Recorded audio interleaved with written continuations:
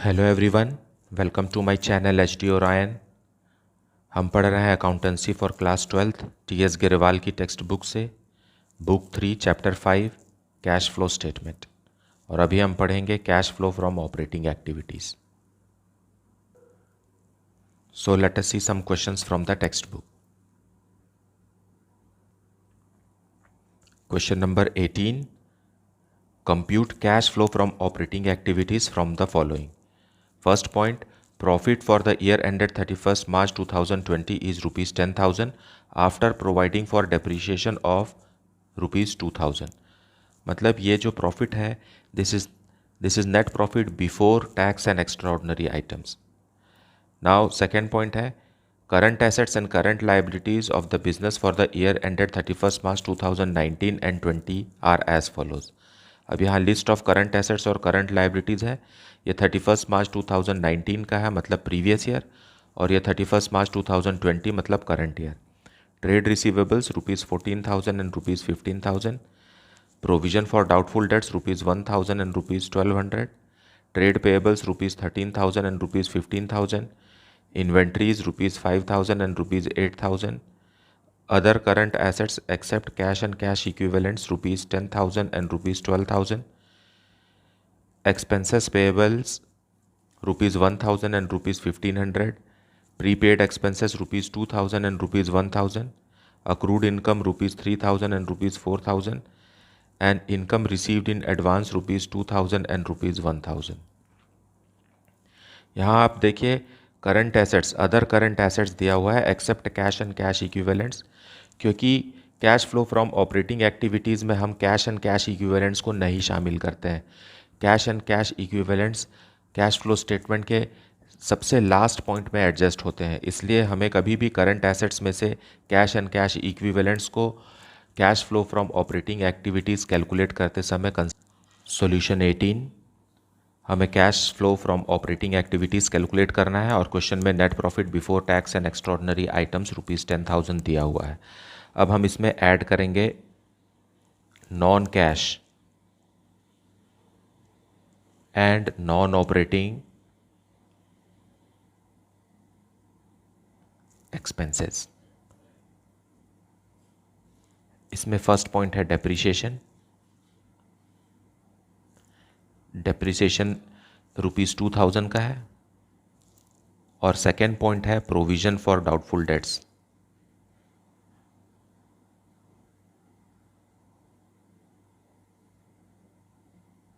Provision for doubtful debts भी 200 rupees से increase हो गया है, इसलिए 200 रुपीज़ इसमें ऐड होगा। अब ये ग्रैंड टोटल 2,200 और यहाँ आ जाएगा 12,200, और ये कैलकुलेट हो गया है operating cash before working capital changes. अब हम वर्किंग कैपिटल का ट्रीटमेंट यहाँ करेंगे, मतलब करंट एसेट्स और करंट लायबिलिटीज़ को यहाँ ट्रीट करेंगे। ऐड करेंगे decrease in current assets and increase in current liabilities, और उसी तरीके से लेस करेंगे increase in current assets and decrease in current liabilities. Decrease in current assets and increase in current liabilities cash inflow होते हैं, इसलिए इसे ऐड करेंगे। लेकिन increase in current assets and decrease in current liabilities cash outflow होते हैं, इसलिए इसे लेस करेंगे। जैसे कि ट्रेड रिसीवेबल्स, फर्स्ट पॉइंट दिया है ट्रेड रिसीवेबल्स, पहले वो 14,000 के थे और अभी 15,000 के हो गए, मतलब ये करंट एसेट्स है, करंट एसेट्स इंक्रीज हो रहा है, so increase in current assets को हमें लेस करना है, सो यहाँ लिखेंगे ट्रेड रिसीवेबल्स। और डिफरेंस अमाउंट लिखना है, पहले 14,000 का था, अभी 15,000 हो गया है। प्रोविजन फॉर डाउटफुल डेट्स हम पहले ही एक्स्ट्रॉर्डनरी आइटम्स में ले चुके हैं। ट्रेड पेएबल्स इंक्रीज हो रहे हैं 13,000 से 15,000, मतलब increase in current liabilities, so trade payables 2,000। फिर है इन्वेंट्रीज डिक्रीज हो रहे हैं, इन्वेंट्रीज डिक्रीज हो रहे हैं 3,000 से, और ये करंट एसेट्स होते हैं, so increase in current assets 5,000 से 8,000 इंक्रीज हो गया है, इसका मतलब है कैश आउटफ्लो हो गया है इन्वेंट्रीज को खरीदने में। फिर अदर करंट एसेट्स है, अदर करंट एसेट्स भी इंक्रीज हो रहे हैं, अदर करंट एसेट्स इंक्रीज होकर के वो 10,000 से 12,000 हो गए हैं। सो 2,000 रुपीज़ का अदर करंट एसेट्स और कंपनी ने एक्वायर किया, so it is a cash outflow. Then expenses payable increase हो रहे हैं और ये करंट लाइबिलिटीज़ है। एक्सपेंसेस पेबल्स ₹500, मतलब आउटस्टैंडिंग एक्सपेंसेस इंक्रीज हो रहे हैं, मतलब एंटरप्राइज ने अपने आउटस्टैंडिंग एक्सपेंसेस को पेमेंट नहीं किया है, मतलब ये सेव कर लिया, कैश आउटफ्लो नहीं हो पाया, इसलिए इसे कैश इनफ्लो लिया जा रहा है। देन प्रीपेड एक्सपेंसेस भी डिक्रीज हो रहे हैं, सो यहाँ लिखेंगे प्रीपेड एक्सपेंसेस।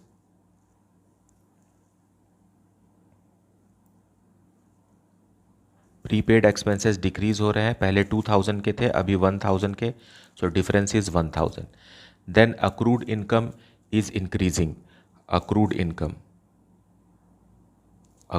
इनकम मतलब करंट एसेट्स हैं, करंट एसेट्स इंक्रीज हो रहा है 1,000 से, सो इसे हम यहाँ लिख देंगे। और फिर है income received in advance, this is a liability, current liability, और ये डिक्रीज हो रहे हैं, तो डिक्रीज में लिखेंगे advance income received ₹1,000।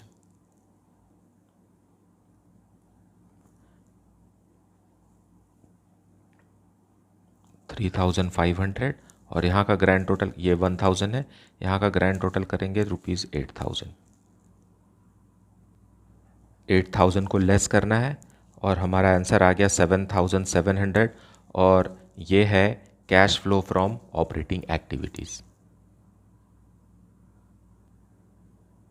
Now question number 19, calculate cash flow from operating activities from the following information, particulars and amount.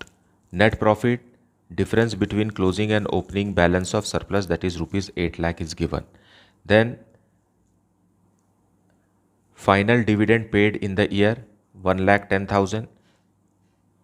Compensation for natural disaster credited to statement of profit and loss ₹75,000. Depreciation ₹1,50,000. Loss on sale of investments ₹30,000. Gain, that is profit on sale of land ₹90,000. Provision for tax ₹1,10,000. Dividend received ₹20,000. Decrease in current assets other than cash and cash equivalents ₹40,000. Increase in current liabilities other than bank overdraft and cash credit ₹70,000. Increase in current assets other than cash and cash equivalents ₹60,000. Income tax refund ₹10,000 and income tax paid ₹1,20,000। यहाँ पर non cash items भी दिया हुआ है, non operating items भी दिया हुआ है, फिर करंट एसेट्स और करंट लाइबिलिटीज़ के बारे में इंफॉर्मेशन भी दिया हुआ है, और net profit before tax and extra ordinary items भी हमें दिया हुआ है। अब हमें यहाँ पर देखिए लिखा हुआ है other than cash and cash equivalents, इसका मतलब यह है कि करंट एसेट्स जब कभी भी हम ऑपरेटिंग एक्टिविटीज़ में लेते हैं, cash flow from operating activities में, तो कैश एंड कैश इक्विवेलेंट्स को नहीं लेते हैं, इसलिए यहाँ पर other than cash and cash equivalents लिखा हुआ है। उसी तरीके से यहाँ ब्रैकेट में लिखा हुआ है other than bank overdraft and cash credit, bank overdraft and cash credit भी फाइनेंसिंग एक्टिविटीज़ में जाते हैं, इसलिए इसे ऑपरेटिंग एक्टिविटीज़ में जगह नहीं मिलेगी। सो let us see the solution in detail. Now solution 19, अभी हम कैलकुलेट करेंगे net profit before tax and extraordinary items, और क्वेश्चन में नेट प्रॉफिट दिया हुआ है सरप्लस ₹8 लाख का, और ये सरप्लस जो रहता है ये before after provision for tax and dividend होता है।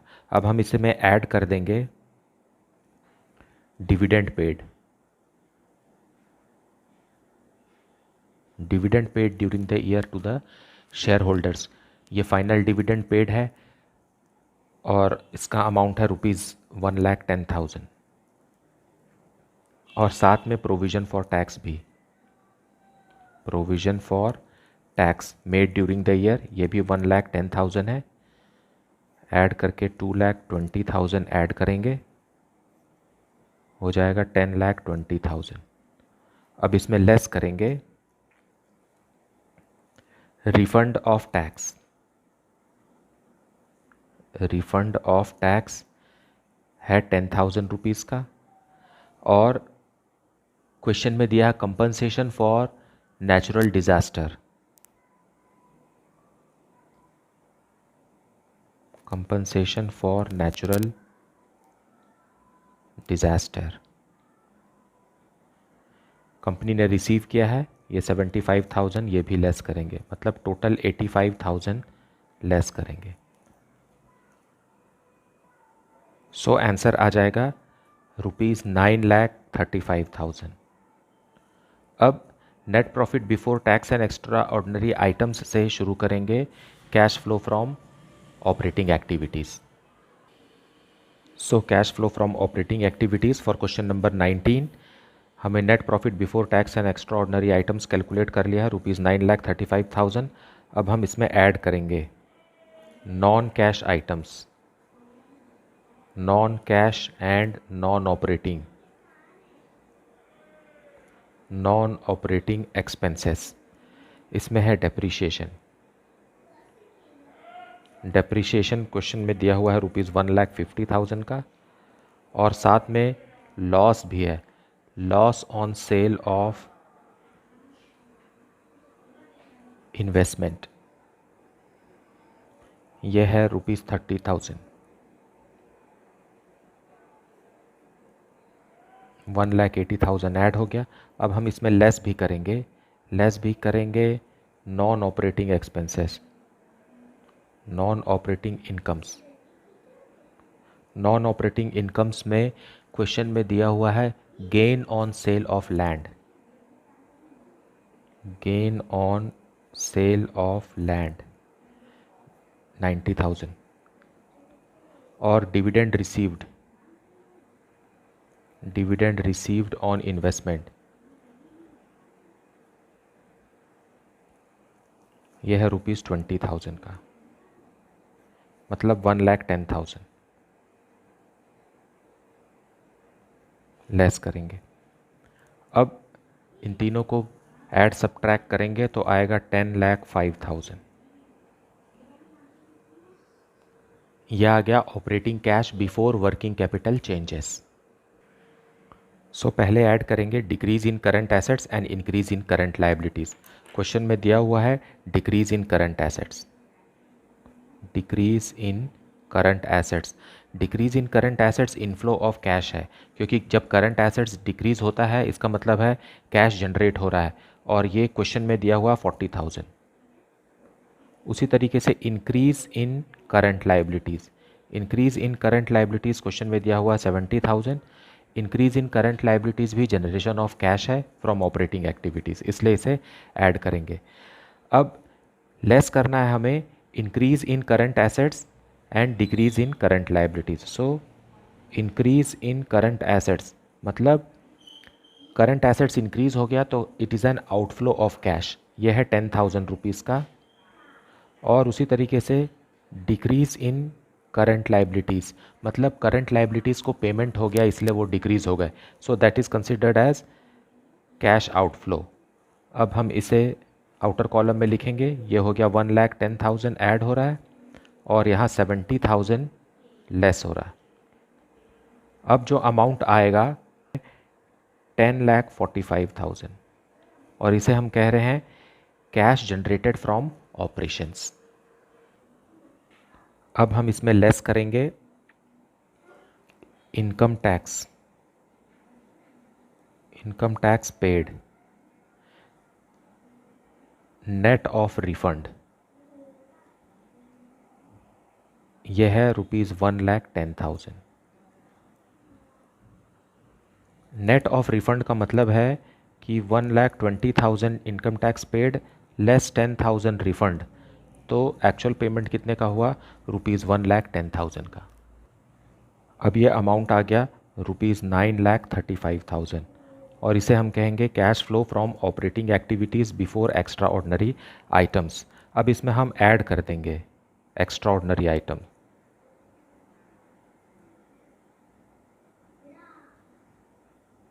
और वो एक्स्ट्रा ऑर्डिनरी आइटम क्वेश्चन में दिया हुआ है कि compensation of natural disaster.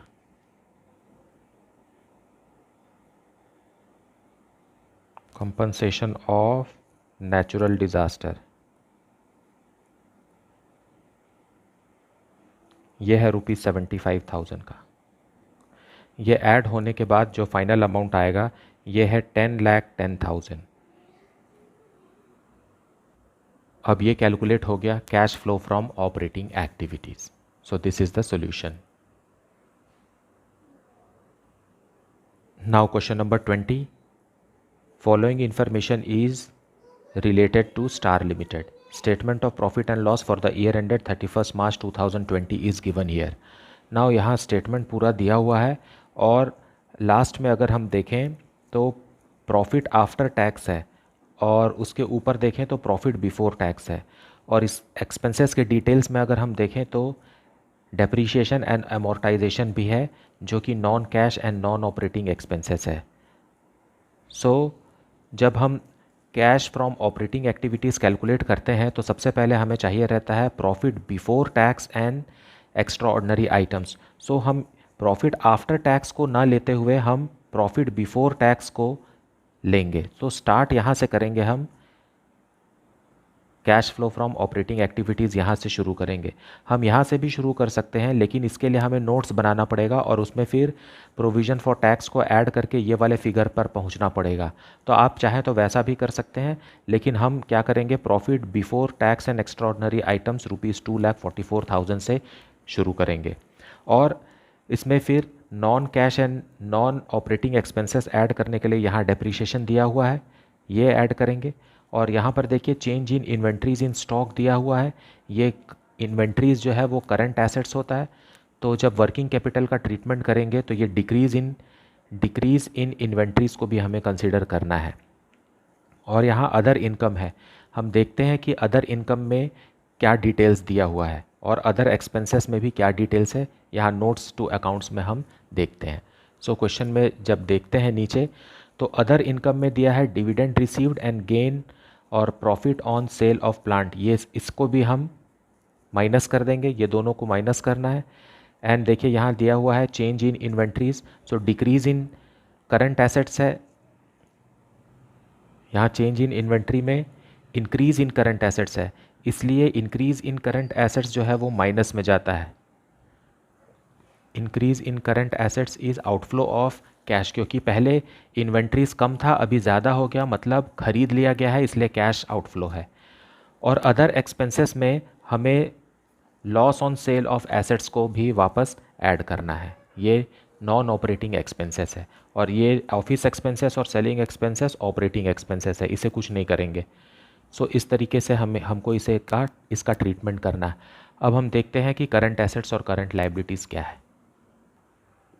Other information में बैलेंस ऑन 31 मार्च 2020 मतलब करंट ईयर, और balance as on 31 March 2019 it is previous year. Trade payables increase हो गए हैं, ट्रेड रिसीवेबल्स भी इंक्रीज़ हो गए हैं, ऑफिस एक्सपेंसेस आउटस्टैंडिंग डिक्रीज़ हो गए हैं और सेलिंग एक्सपेंसेस आउटस्टैंडिंग इंक्रीज़ हो गए हैं। तो हम इनका वर्किंग कैपिटल चेंजेस में इसको एकोमोडेट करेंगे। So let us see the solution now. Solution 20, हमें कैलकुलेट करना है cash flow from operating activities, net profit before tax and extraordinary items question में दिया हुआ है ₹2,44,000।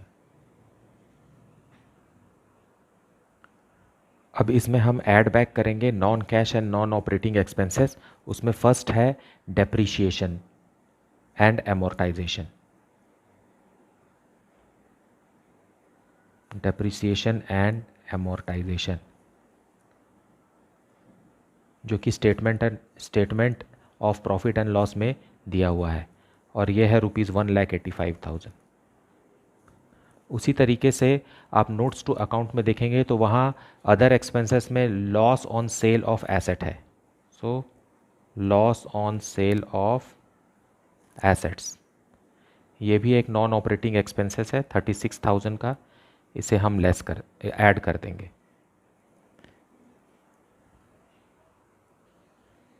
ये हो गया ₹2,21,000। अब हम लेस करेंगे नॉन ऑपरेटिंग इनकम्स, जो कि नोट्स टू अकाउंट के फर्स्ट पॉइंट में दिया हुआ है, डिविडेंड रिसीव्ड। डिविडेंड रिसीव्ड ये एक नॉन ऑपरेटिंग इनकम है 5,000 रुपीज़ का। और फिर है gain on sale of plant, sale of plant ₹40,000।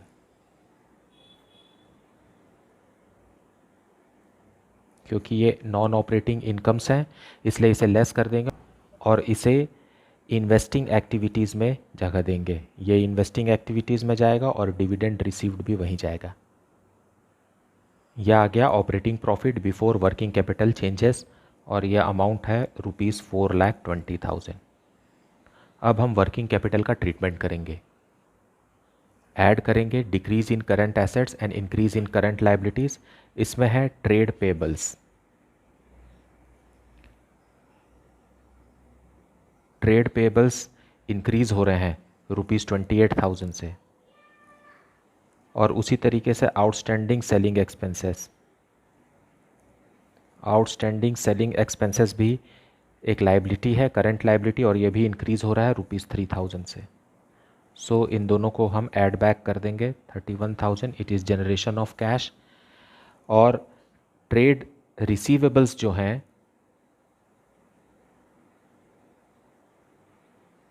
Trade receivables एक ट्रेड रिसीवेबल्स करंट एसेट्स हैं और ये इंक्रीज हो रहे हैं 37,000 से। उसी तरीके से आउटस्टैंडिंग ऑफिस एक्सपेंसेस डिक्रीज हो रहे हैं, मतलब इनका पेमेंट हो गया है इसलिए ये कैश आउटफ्लो है। और चेंज इन इन्वेंट्रीज, देखिए inventories statement of profit and loss में भी शो हुआ है और नोट्स टू अकाउंट के सेकंड पॉइंट में भी इन्वेंट्रीज देखेंगे, वो 16,000 रुपीज़ से इंक्रीज़ हो गए हैं, मतलब एक्वायर्ड हैं तो कैश पेमेंट हुआ है, इसलिए 58,000 रुपीज़ हम यहाँ पर डिक्रीज़ करेंगे। अब जो अमाउंट आएगा वो अमाउंट है ₹3,93,000 और ये है कैश जनरेटेड फ्रॉम ऑपरेशंस। अब इसमें से टैक्स पेड हमें लेस करना है। टैक्स पेड वो अमाउंट है जो कि प्रोविज़न फॉर टैक्स है, सो हमें इस अमाउंट को लेस करना है। Statement of profit and loss में प्रोविज़न फॉर टैक्स दिया हुआ है, वही टैक्स अमाउंट है टैक्स पेड, क्योंकि जो प्रोविज़न बनता है वही पेमेंट होता है। सो इसे लेस करेंगे तो आएगा answer 3,29,000 and this is our cash flow from operating activities. So this is the solution. Now let us see question number 21. Compute cash flow from operating activities from the following. Particulars, closing balances and opening balances दिया हुआ है, surplus दिया है, closing और opening, इसे less करके हमें net profit calculate करना है। फिर यहाँ ट्रेड रिसीवेबल्स में डेटर्स और बिल्स रिसीवेबल का डिटेल यहाँ दिया हुआ है। डेटर्स है क्लोजिंग बैलेंस 67,000 एंड ओपनिंग 1,02,000। उसी तरीके से बिल्स रिसीवेबल 1,03,000 एंड ₹62,000। फिर जनरल रिजर्व दिया है ₹2,37,000 and 2,02,000। Provision for depreciation ₹30,000 and 20,000। Outstanding expenses दिया है ₹12,000 एंड ₹30,000। गुडविल दिया है ₹70,000 and ₹80,000 and an asset costing ₹40,000 having book value of ₹28,000 was sold for ₹36,000. सो पहले हमें net profit before tax and extraordinary items calculate करना पड़ेगा, उसमें हमें जनरल रिजर्व को ऐड करना है। उसके बाद वहाँ से हम शुरू करेंगे cash flow from operating activities. Now solution 21, calculation of net profit before tax and extraordinary items में हमें सरप्लस दिया हुआ है ₹5,000 का। इसमें हम ऐड करेंगे general reserve. So increase in general reserve है ₹35,000 का। अब ये ग्रैंड टोटल आ गया 40,000। This is our net profit before tax and extraordinary items.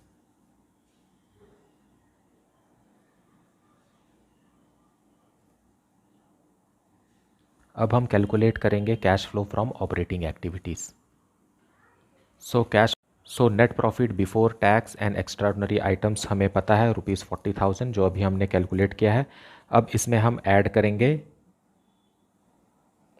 Non cash and non operating expenses,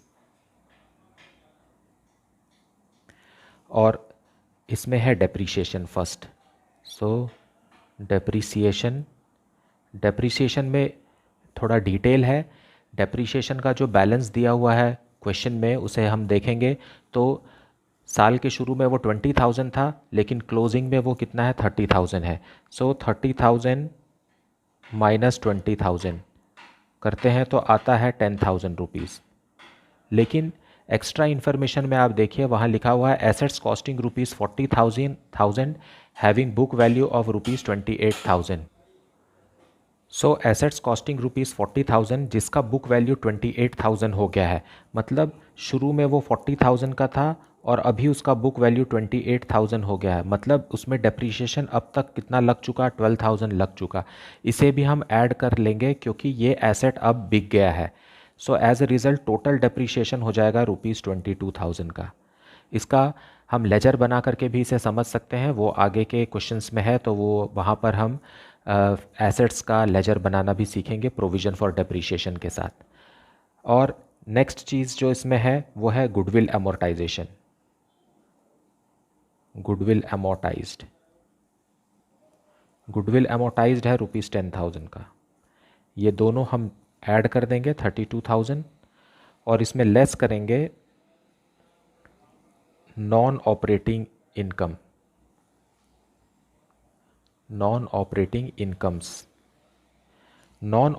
incomes में एक एसेट है जिसका कॉस्ट 40,000 था और अब उसका बुक वैल्यू 28,000 है और उसे 36,000 में हम बेच दिए।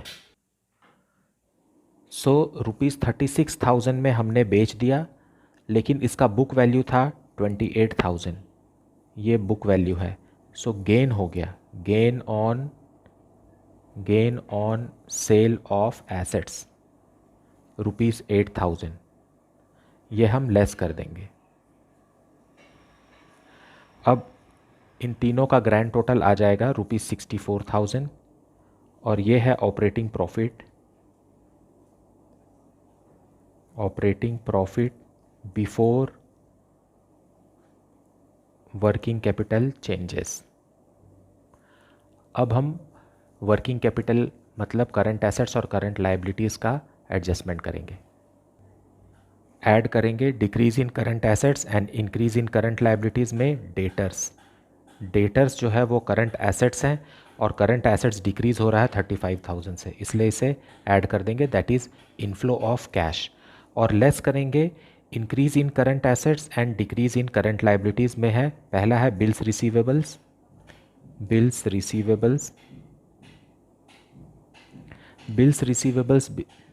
इंक्रीज़ हो रहे हैं ₹41,000 से और आउटस्टैंडिंग एक्सपेंसेस डिक्रीज़ हो रहे हैं ₹18,000 से। सो इन दोनों को हम लेस कर देंगे। ये हो गया ₹59,000। अब फाइनल अमाउंट आ जाएगा ₹40,000 और यही है cash flow from operating activities. So this is the solution. Now let us see question number 22. Arthur Limited reported a profit of ₹90,000 for the year ended 31st March 2020 after considering the following. A. Tax provided during the year ₹3,000. B. Amortization of goodwill ₹12,000. C. Profit on sale of land ₹5,000. D. Writing of preliminary expenses. यहाँ पर कोई misprint है, हम इसे 2000 मान करके solve करेंगे। ये कॉमा वगैरह कुछ सही नहीं है, यहाँ पर हम 2000 रुपीज़ मान करके सॉल्व करते हैं।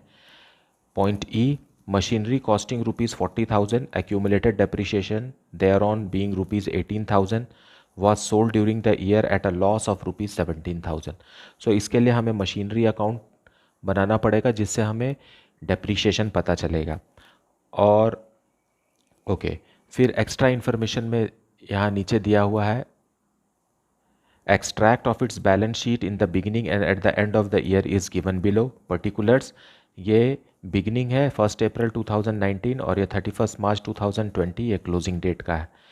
Accounts receivable ₹16,000 ₹20,000, stock ₹15,000 ₹12,000, cash at bank ₹10,000 ₹8,000, accounts payable ₹11,000 ₹9,000, expenses payable ₹5,000 ₹6,000, provision for taxation ₹6,000 ₹4,000, short term investments ₹2,000 ₹5,000, plant and machinery net value का मतलब है इसमें डेप्रीशिएशन माइनस किया जा चुका है, यह है ₹1,30,000 and 94,000, and proposed dividend ₹10,000 and ₹12,000। You are required to calculate cash flow from operating activities as per accounting standard 3। show your workings clearly। now इस क्वेश्चन को और भी अच्छे से समझने के लिए हम पहले ये जान लें कि कैश एट बैंक और शॉर्ट टर्म इन्वेस्टमेंट ये कैश एंड कैश इक्विवेलेंट्स होते हैं। हालांकि ये करंट एसेट्स होते हैं लेकिन इन्हें ऑपरेटिंग एक्टिविटीज़ में जगह नहीं दी जाती। और दूसरा है यहाँ प्रोपोज्ड डिविडेंड, ये साल के शुरू का है, ये साल के अंत का है, at the end of the year. So closing वाले को बिल्कुल भी ध्यान नहीं देंगे और सिर्फ हमें ओपनिंग वाले से मतलब है, क्योंकि यही शेयर होल्डर के एनुअल जनरल मीटिंग में प्रपोज होकर के एक्सेप्ट होता है और यही पेमेंट किया जाता है करंट ईयर में। ओके, नाउ एक और चीज़ है यहाँ provision for taxation. Provision for taxation भी दिया है क्वेश्चन में और tax provided during the year भी दिया है, और यहाँ पर प्रोविज़न फॉर टैक्सेशन का ओपनिंग और क्लोजिंग बैलेंस भी दिया है। तो हमें प्रोविज़न फॉर टैक्सेशन अकाउंट भी बनाना पड़ेगा जिससे हमें पता चलेगा कि टैक्स का प्रोविज़न मेड अगर 3,000 है तो पेड कितना है, कितना पेमेंट हुआ है टैक्स का, तब जाकर के cash from operating activities calculate होगा। So let us see the solution. So solution 22 working note से शुरू करते हैं। वर्किंग नोट्स से cash from operating activities calculate करना आसान हो जाएगा। क्वेश्चन में प्लांट एंड मशीनरी अकाउंट बनाना पड़ेगा हमें। So on 1/4/19 to balance brought down, to balance brought down opening date को प्लांट एंड मशीनरी का है ₹1,30,000। और क्वेश्चन में पॉइंट ई में लिखा है कि machinery costing ₹40,000, accumulated depreciation thereon ₹18,000 was sold at a loss of ₹17,000। मतलब है अगर हम इसे 31 मार्च 2020 डेट को लेते हैं बाय बैंक और बाय प्रॉफिट एंड लॉस में लॉस है, 17,000 रुपीज़ का लॉस हो गया है इस मशीन को बेचने में। ये मशीन का कॉस्ट था 40,000 और आज तक उस पर 18,000 रुपीज़ का डेप्रीशिएशन लग चुका है। मतलब जो मशीन बेची गई है उसकी बुक वैल्यू 22,000 बची है। 22,000 मशीन को 17,000 रुपीज़ लॉस में बेचा गया है, मतलब उसे 5,000 रुपीज़ में बेचा गया है। अब इन दोनों को आप ऐड करेंगे तो book value of machine sold आएगा जो कि 22,000 है। 22,000 रुपीज़ की मशीन को 17,000 का लॉस है तो कैश कितना मिला होगा, 5,000 मिला है। अब हमें बाय बैलेंस क्लोज डाउन भी है हमारे पास। By balance close down question में दिया हुआ है ₹94,000। 94,000 का बैलेंस क्लोज डाउन है। अब डेबिट साइड है 1,30,000 और क्रेडिट साइड को भी 1,30,000 बनाने के लिए हमें यहाँ पर एक अमाउंट इंसर्ट करना पड़ेगा, यही है depreciation. Depreciation for the year हम कैलकुलेट करेंगे तो निकलेगा ₹14,000। ये एक नॉन ऑपरेटिंग एक्सपेंस है या नॉन कैश आइटम है और इसे हम cash flow from operating activities में यूज़ करेंगे। सो ये वो डेप्रीशिएशन हमने निकाल लिया। अब सेकेंड वर्किंग नोट हम बनाएंगे प्रोविज़न फॉर टैक्सेशन। और कोई भी प्रोविज़न एक लाइबिलिटी होता है, तो ओपनिंग प्रोविज़न हमको क्रेडिट साइड लिखना है by balance brought down. By balance brought down में प्रोविजन फॉर टैक्सेशन ओपनिंग दिया हुआ है ₹6,000 का, और पॉइंट ए में लिखा हुआ है कि ये अब 31/3/20 ले लेते हैं, by profit and loss account, मतलब provision made during the year. Made कितने का प्रोविजन बना? Provision provided during the year in profit and loss is ₹3,000। और क्लोजिंग प्रोविजन है to balance close down. Closing provision question में दिया हुआ है ₹4,000 का, मतलब इधर का ग्रैंड टोटल आ गया 9,000। यहाँ भी 9,000 बनाने के लिए हमें एक अमाउंट लिखना पड़ेगा, यहाँ 5,000 31/3/20 को, और ये है टू बैंक। मतलब tax paid during the year is how much? Paid. Tax paid during the year कितना है? 5,000 का है। ये हमारा बैलेंसिंग फिगर है, और इन दोनों का हमें यूज़ करना है। टैक्स मेड जो है वो नॉन कैश आइटम्स में आएगा, और टैक्स पेड जो है वो लास्ट में after change in working capital में लेस हो जाएगा। प्रॉफिट एंड लॉस में जो लिखा हुआ है ये net profit before tax and extraordinary items में ऐड होगा, और ये टैक्स पेड जो है वो वर्किंग कैपिटल चेंजेस के बाद में ये लेस हो जाएगा। अब नेक्स्ट वर्किंग नोट है calculation of net profit before tax and extraordinary items. इसमें क्वेश्चन में प्रॉफिट दिया हुआ है, प्रॉफिट जो कि सरप्लस है फॉर करंट ईयर। ये क्वेश्चन में 90,000 दिया हुआ है, 90,000। अब हम इसमें ऐड करेंगे provision made for tax during the current year जो कि 3,000 है, और इसमें ऐड करेंगे प्रोपोज्ड डिविडेंड।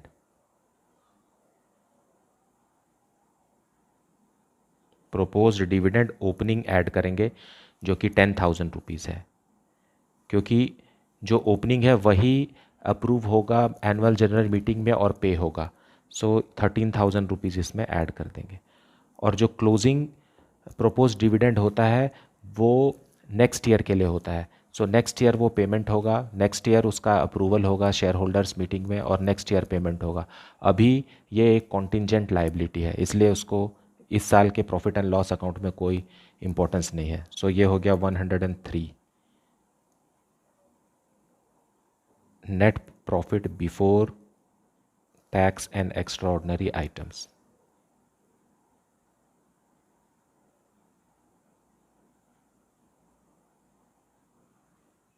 अब हम बनाएंगे cash flow from operating activities. सबसे पहले net profit before tax and extraordinary items में लिखेंगे 1,03,000। इसमें ऐड करेंगे non cash and non operating expenses, मतलब वो सारे एक्सपेंसेस जो प्रॉफिट एंड लॉस अकाउंट में चार्ज तो होते हैं लेकिन ये नॉन कैश आइटम है, मतलब इनके लिए कोई पेमेंट वगैरह देना नहीं पड़ता। पहला है गुडविल अमोर्टाइज्ड ₹12,000। फिर है प्रिलिमिनरी एक्सपेंसेस,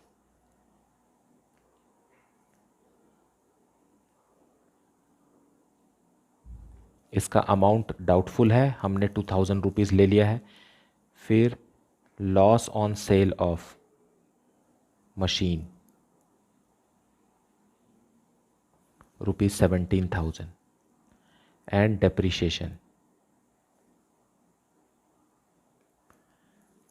डेप्रिशिएशन है ₹14,000 का, जो हमने वर्किंग नोट में बनाया था। इसका ग्रैंड टोटल है ₹45,000, और इसमें लेस करेंगे less non operating income.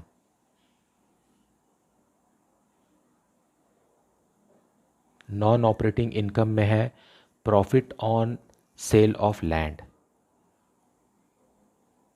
Profit on sale of land question में दिया हुआ है ₹5,000, लेस कर देंगे,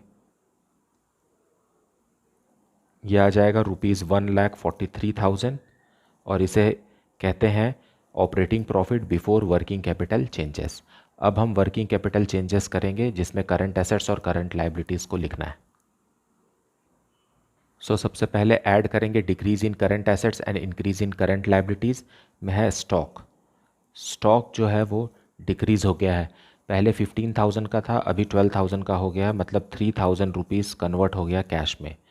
उसी तरीके से एक्सपेंसेस पेएबल,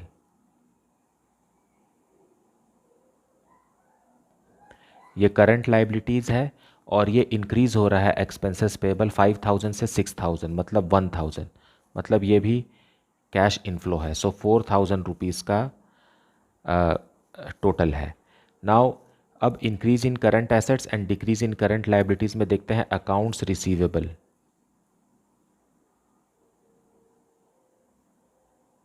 ये एक करंट एसेट्स है और ये करंट एसेट्स इंक्रीज़ हो रहा है 16,000 से 20,000, मतलब 4,000 रुपीज़ का इंक्रीज़ है।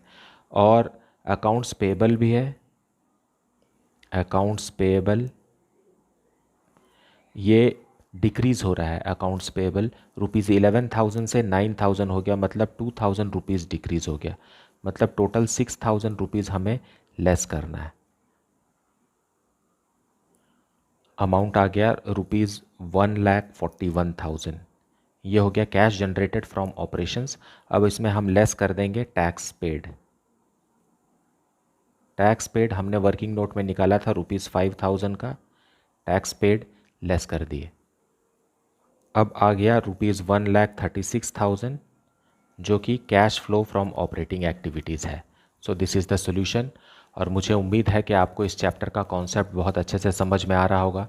And if you are having any doubt और any suggestion, you please put it in the comment section. Please like, subscribe and share the channel. Thank you so much for watching.